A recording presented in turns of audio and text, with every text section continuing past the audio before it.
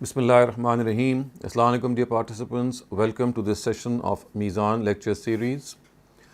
This series, as you all know, is basically based on Ustaz Ghamidi's Meezan, which is a book that reflects his understanding of the Quran, of Islam and its contents.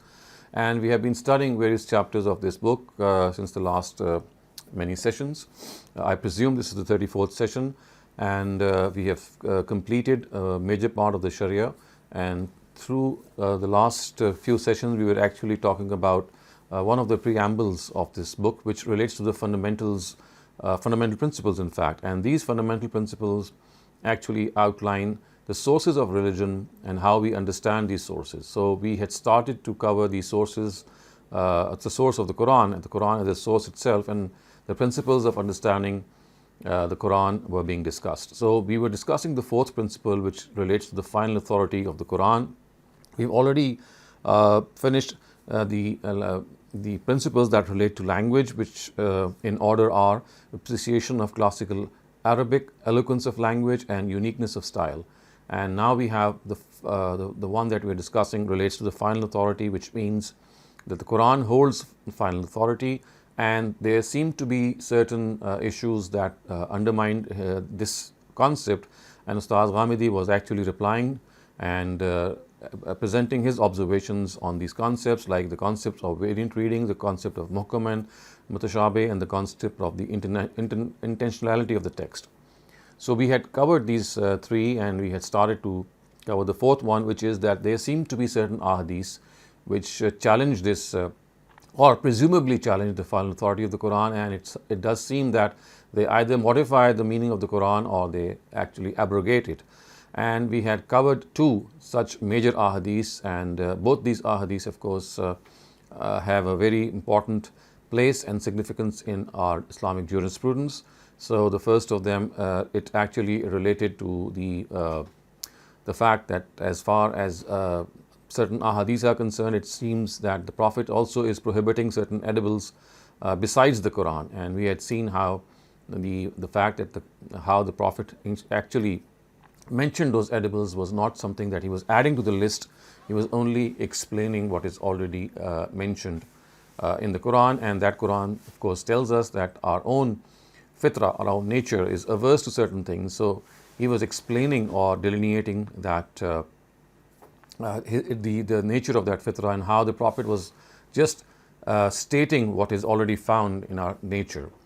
And then we also discussed another group of narratives in which the muharramat, or the relationships which are prohibited for marriage, we were discussing them, and we saw that one of them related to the fact that the Prophet allegedly or supposedly is actually once again adding to the list of the muharramat or prohibited relations which is mentioned by the Quran, by saying that the aunt and her niece cannot be combined in marriage, and we don't find this to be in the Quran. So we saw how the Quran also actually, although it does not directly mention it, but it is suppressed in one of its verses, the same understanding. And we have also seen how the relationship of fosterage, the way it has been mentioned in the Quran, it has been extended by the Prophet in the narrative. And when that extension is understood in its context, it does not add anything in the Quran by saying that all relationships which are prohibited through lineage are also prohibited to fosterage.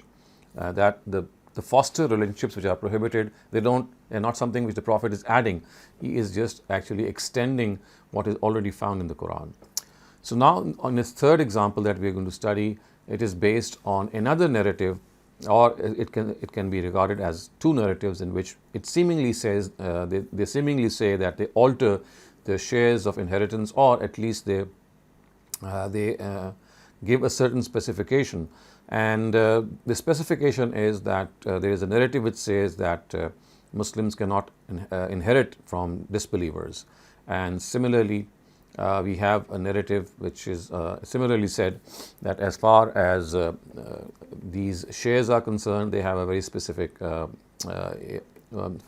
purport, and no one can deprive an heir of his share or her share. But we do find the Prophet actually doing something different. On certain occasions, he did deprive a certain heir of his share.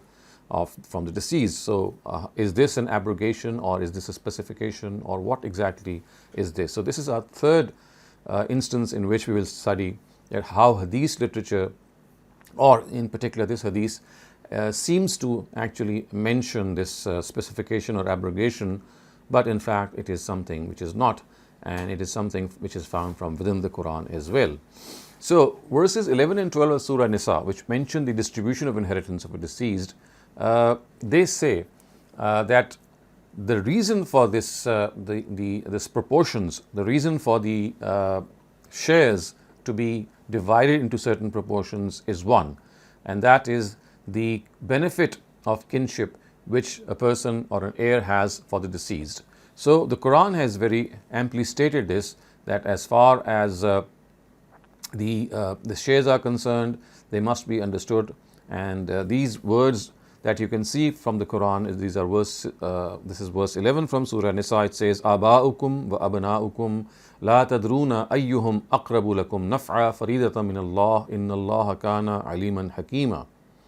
You know not who among your children and parents are nearest to you in benefit. This is the law of God.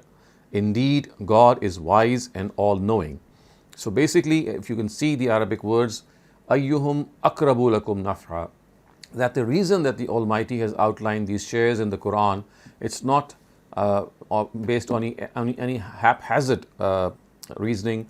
It has based on a very definitive reasoning, and that is the benefit, which a potential benefit which an heir has for the deceased. And God says that as human beings, we are in no way to discover that potential benefit. So therefore, it is God Almighty who has guided us. And the words are faridatan min Allah, that this is like a law of God. Indeed, God is wise and all-knowing. So you could not have distributed this inheritance according to this benefit of kinship. It is God Almighty who has helped human beings by guiding them in this regard.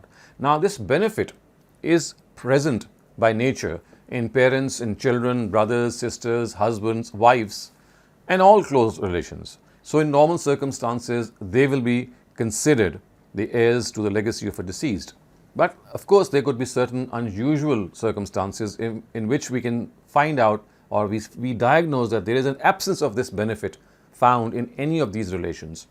And this is something that sense and reason can easily diagnose. And if we find that this benefit is not found, then such a person should not become an heir to the deceased legacy, because that benefit, which was the reason for him becoming the heir, is no longer found. So this exception, we can see, has not created a new narrative from the Prophet. He is only stating the obvious. So it was present, this exception was present in the directive from the very inception of the directive. So if a scholar of the Quran refers to it, he would not be changing or altering the meaning of the divine book. He would be perfectly doing something which is in accordance with the understanding of the verse to which its words so clearly testify. So in view of this, the Prophet is reported to have said about the idolaters of Arabia, the words are, as you can see on the screen, La yarasul muslimul kafira walal kafirul muslim, which means a Muslim cannot be an heir to a kafir, nor a kafir be a Muslim's heir. That cannot happen. So in other words, what is being said here is that after the Quraysh and the people of the book were left with no excuse to deny the truth which had been conclusively communicated to them in its ultimate form, their animosity and their opposition and hostility had become very clear. So the benefit of kinship, this benefit between them and the Muslims, stood completely severed. Hence, they could not inherit from one another. So in other words, if the Prophet has said this, that a Muslim cannot inherit from a non-Muslim and vice versa, of course the word used here is kafir. And the word kafir, as we all know, it is something that is, it's a term of the Quran, which means that someone who has intentionally denied the truth which has been delivered to him by no other personality than a messenger of God himself. So this particular narrative actually relates to the disbelievers of the Prophet's times. And because these disbelievers had denied the truth, so the benefit that a disbeliever would carry for a believer would no longer be there. And hence, when the Prophet said that they should not inherit then he was not adding something to the Quran or not modifying the Quran. He was just stating the obvious being that as long as that benefit of kinship remains, only then that inheritance should be carried out, because the benefit is the basis of this inheritance. In the absence of any benefit, this should not be the case, that they should mutually inherit, and that is precisely what the Prophet has said. So Ustaz Ghamidi says that if the Prophet has stated these words, he in no way is altering the meaning, or we can say specifying or adding something to the Quran by saying that a Muslim cannot inherit from a kafir and vice versa. He's just stating what is the obvious of course being the benefit, which was the basis of this inheritance. If it no longer is there, then of course that deprivation of or depriving an heir of his or her share is absolutely something which is the purport of the Quran itself. Now we come to the fourth example in this regard, and the fourth example also is a narrative, and as you can see that it is being displayed before you. According to this narrative, our jurists think that this narrative has actually abrogated the Quran, the Quranic punishment of fornication for married adulterers, and it says that this narrative shows that basically the punishment of adultery or fornication, which is mentioned in Surah Nur as 100 lashes, is only for those who are unmarried. As far as married people are concerned who commit this crime, then this narrative has actually specified that this shall not take place. For married people, there is another law which this narrative mentions, and this narrative has actually abrogated the Quranic verse for married adulterers. It is only for the unmarried ones that the Quranic verse is applicable. As far as for the married ones are concerned, the directive is found in this narrative. So it says, acquire it from me, acquire it from me, acquire it from me. The Almighty has revealed a way for these women. If in such criminals, the unmarried men will be treated in the same way as unmarried women, and their punishment is 100 stripes and exile. And similarly, married men and married women shall be treated in the same way, and their punishment is 100 stripes and death by stoning. So you can clearly see that there is an addition here, that if married men commit this crime, then they shall be stoned to death, and of course they will be also administered 100 lashes. So this, according to our jurists, is like modifying the Quran. It is actually abrogating the Quran for married adulterers. Now, in order to understand this, we have to once again cast a look at the Quran, because we clearly see and we clearly know that the Prophet himself is not going to go beyond the Quran. He is not going to give an additional directive which is not found in the Quran. So if we look at Surah Maida verses 33 and 34, we know that the punishment of muharaba is mentioned, and this punishment of muharaba is something that the Quran clearly tells us that if people commit this crime of waging war against God and His Prophet, which is called muharaba, and the way they do it is they spread disorder in the land, then Surah Maida says that there are 4 punishments which are prescribed for criminals who do so. And the first is an yuqattalu, which means killing someone in an exemplary way. And then it says sallabu, that to crucify that person. And وَتُقَطَّعْ أَيْدِيهِمْ وَأَرْجُلُهُمْ مِنْ خِلَافٍ is the third punishment, which means amputating limbs from opposite sides. And the fourth one is أَوْ يُنْفَوْا مِنَ الْأَرْضِ, which means that they could be exiled from their place. So basically, Ustaz Ghamidi says that it is this punishment or these punishments which are mentioned in Surah Maida, about which the Prophet has explained this narrative. And in his own times, he actually included prostitutes in the application of this directive, and is reported to have said what we have just studied. So these crimes are not ordinary crimes of adultery. They are crimes of prostitutes, and of course they are crimes of spreading nuisance and disorder, which also includes rape. So his view is, Ustaz Ghamidi says, that since such women were not merely guilty of fornication, but also were guilty of spreading anarchy and nuisance in the society, because they had adopted prostitution as a way of life, so those among them who deserved any lenience or mitigation were administered the punishment of 100 lashes according to the verse of Surah Nur, which says that adulterers have to be punished by 100 lashes. And they were exiled according to verse 33 of Surah Maida that we have just studied or just referred to, that if such women who deserved any lenience, then they were administered 100 lashes, and in accordance with this verse of Surah Maida, they were exiled. But other women who did not deserve any lenience in that case, so they did not have, they could not be treated in any mitigation, then in accordance with this verse of Surah Maida, they would be stoned to death. And of course, the directive of taqtil would be the one that would be administered to them. So once again, we can see that the Prophet has not at all changed the purport of the Quran. He has just made it clear that these are not cases of ordinary adultery.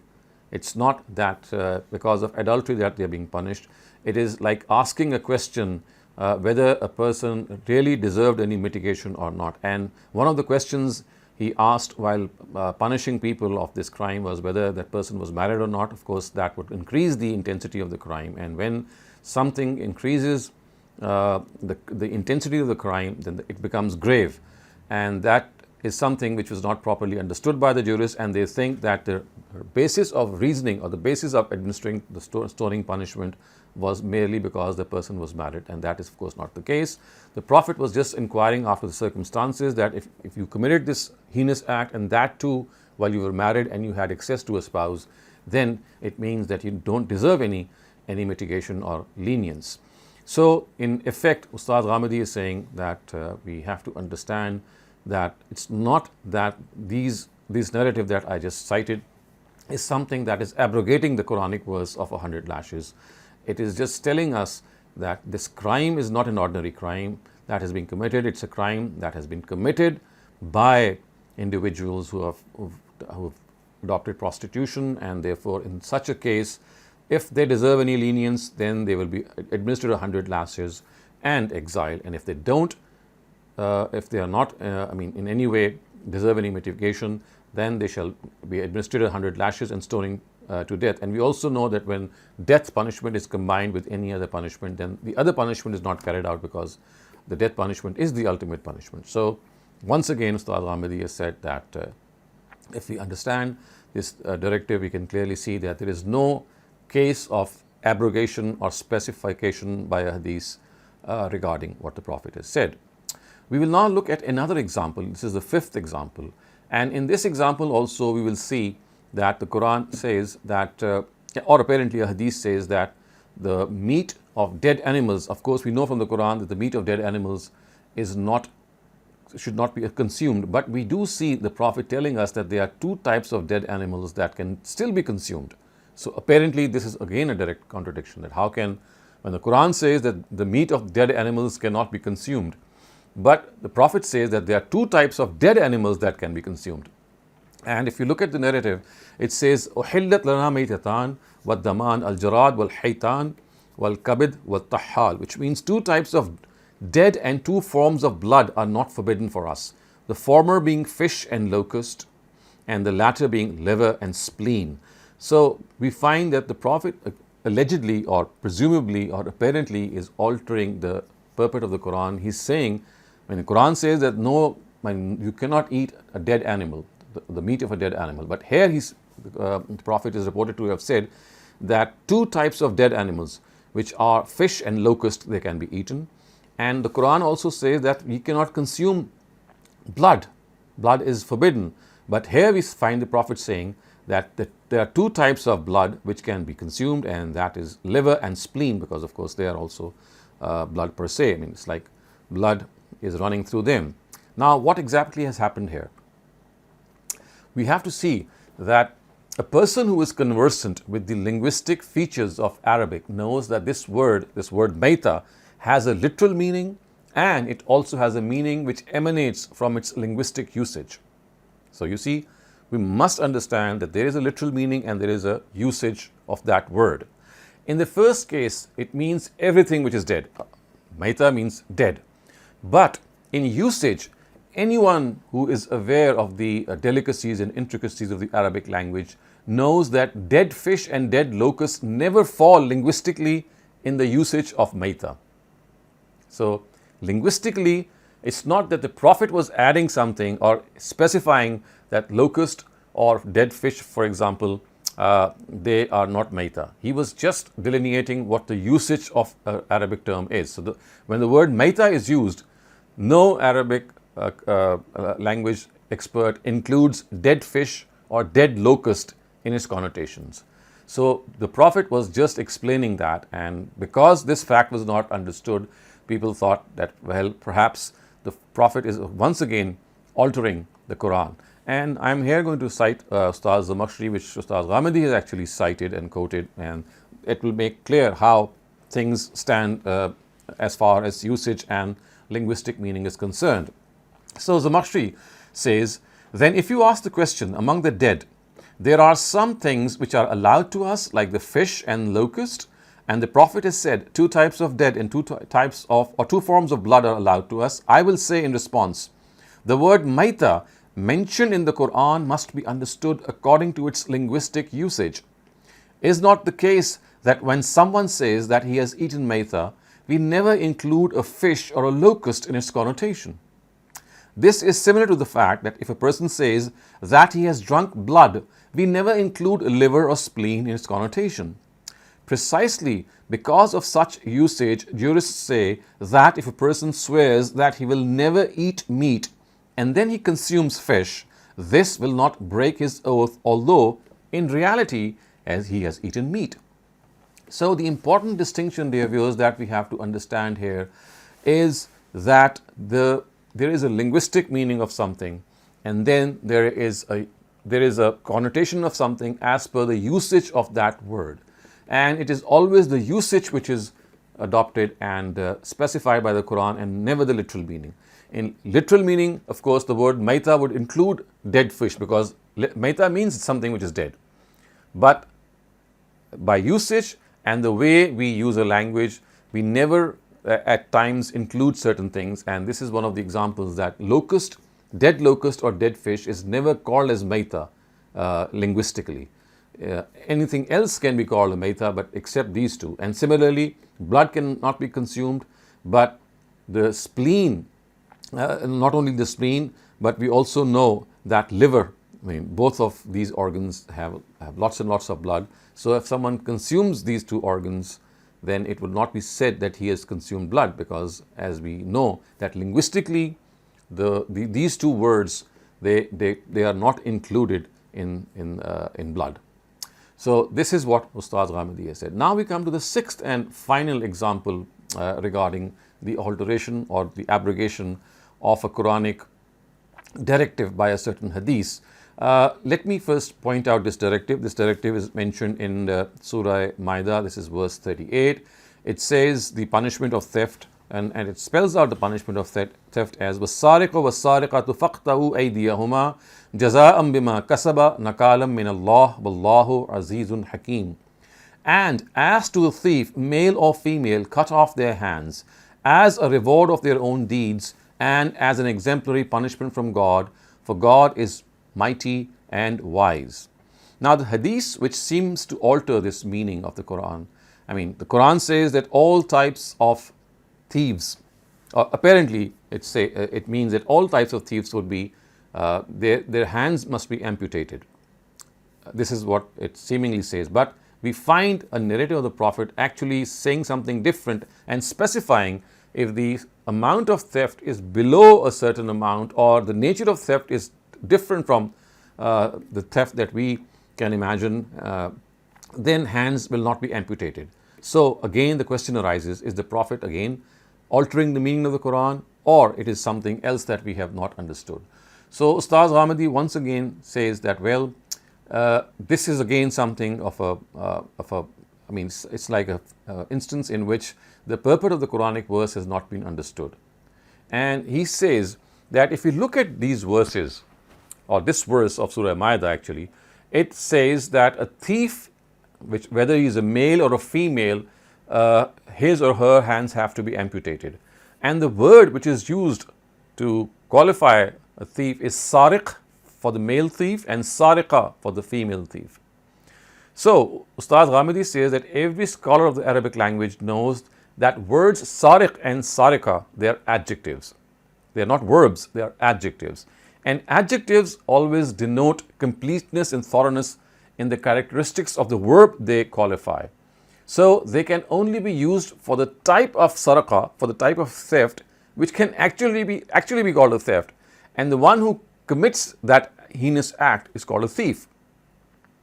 So, if a child steals a few rupees from his father's pocket or his mother's wallet, or if a wife pinches some money from her husband, or if a person steals something very ordinary, or plucks some fruit from his neighbor's orchard, or carries away something valuable which has been left unprotected, I mean that thing was already unattended, or drives away an unattended grazing animal, or commits this ignoble offense owing to some need or compulsion, I mean he was very hungry, for example, then no doubt all these are unworthy acts and can be and should be punished.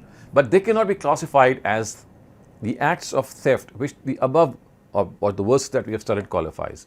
Because in this verse, what is said is that a person is a thief and he has committed this theft in such a way that he deserves no lenience. And why do we say that? Because the word which is used to qualify the person who steals is sariq, and sariq is someone who is a thief personified. I mean, he is really a thief, and any instance of theft which does not qualify in its ultimate sense does not deserve this punishment. So we know that, for example, Caliph Umar in his own times, he did not administer the punishment of theft for those who had stolen, because there was a severe famine in his times, and there were people who were stealing it under compulsion.